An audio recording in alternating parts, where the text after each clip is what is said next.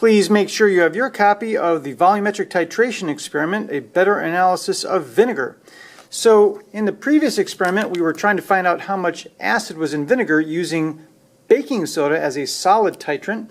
This time, we're going to compare the amount of acid in white vinegar made from corn and rice vinegar made from rice, titrated using a volumetric technique, which I showed you in the previous video. So make sure that you've got your copy, and I'm going to show you the results of my analysis. I analyzed white vinegar. I'll show you how I analyzed my data. I'll show you data that you can use to analyze rice vinegar and do all the same steps in the calculation that I'll show you here. But before we do that, just a quick review of why we're doing the volumetric technique. So the first time we analyzed, we added solid baking soda to the acid that was in the vinegar. A cup of vinegar was like a cliff, and we were taking steps towards the edge of our cliff by taking little amounts of baking soda, adding it, and watching for fizz. If there was any acid still remaining in the cup, then that step would give you some fizz. But when we got to the end of the thing that we're measuring, the next bit of baking soda that was added had nothing to react with, so there was no fizz. That was our indication. Now when you do the calculations, all of this baking soda becomes part of the X that you use to start your calculations. And since it includes something that's more than is actually needed to do the analysis, we end up with a result that's much too high in the end when we calculate the Y, or the amount of the acid that was in the vinegar. We ended up with results that were anywhere from 6% all the way up to 50%. And what it says on the bottle is only 5%. If it were 50% acid in the vinegar, if you use that to do any cooking and you ate it, it would dissolve your teeth. So that can't possibly be a good answer. Now what we did when we did the volumetric technique was, instead of adding large uncontrolled amounts of the titrant, we added tiny, tiny amounts volumetrically, so that the last little bit that you add, when you go past the edge of the cliff that you're measuring, it doesn't have anything to react with. It makes a color change when it reacts with phenolphthalein, and we're only going just a teeny bit past the end of the thing that we're measuring.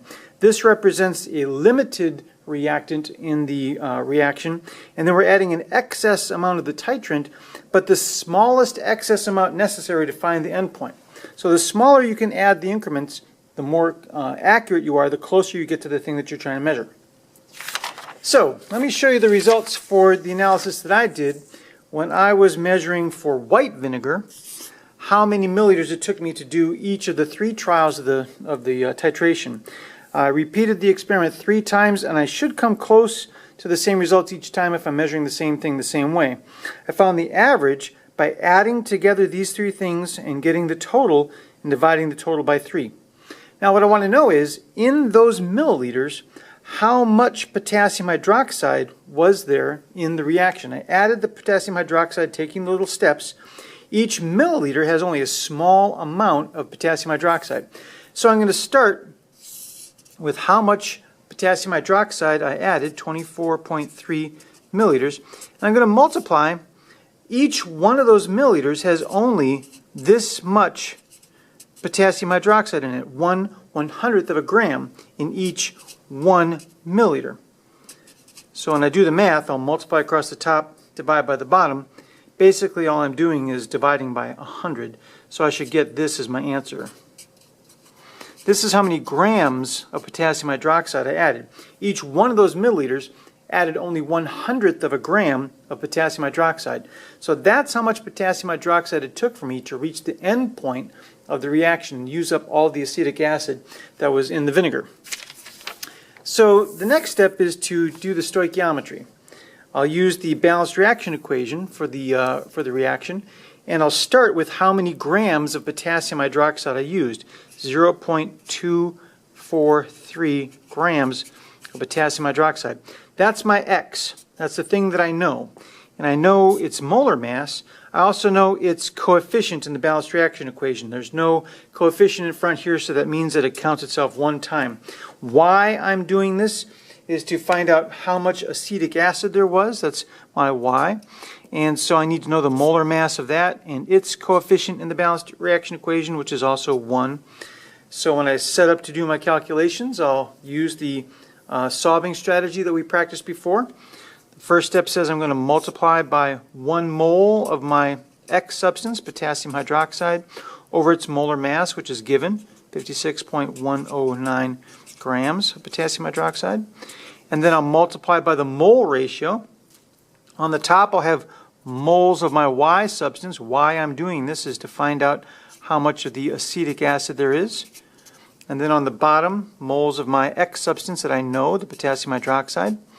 And I know that there's 1 acetic acid for every 1 potassium hydroxide that was in the reaction.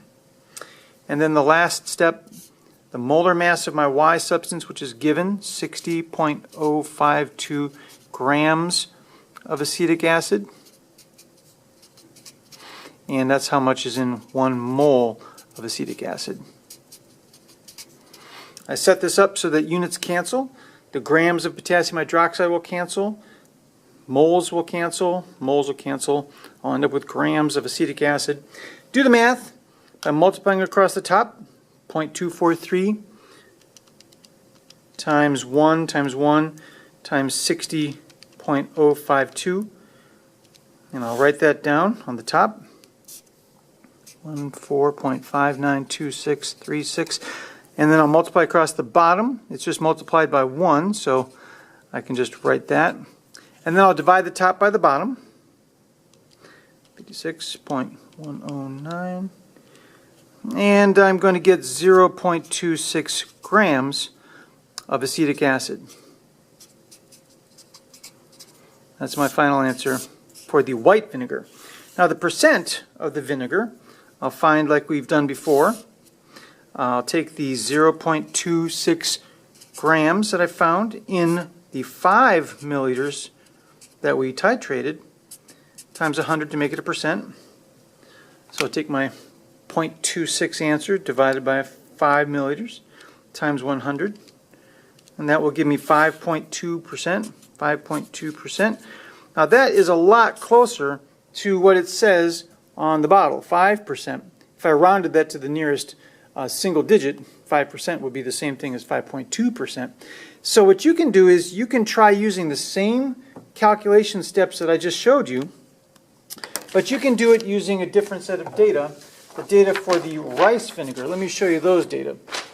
So if you record these data on your copy of the assignment and then find the average, you can repeat the same steps that I just did to find out what was the percent acid in the vinegar and see how close you come to what it says on the bottle for this one. Let's see where it says that. It says it on the side here somewhere. It says right there, 4.3% acidity. See how close my titration came to that. And then you can compare the results. The rice vinegar is supposed to have less acid than the white vinegar. That's why it's used when you want to have milder flavor in some Asian cooking and things like that. We will use this titration technique in future experiments to look at what happens to the nutritional value of food when you cook it. Vitamin C will be our target nutrient.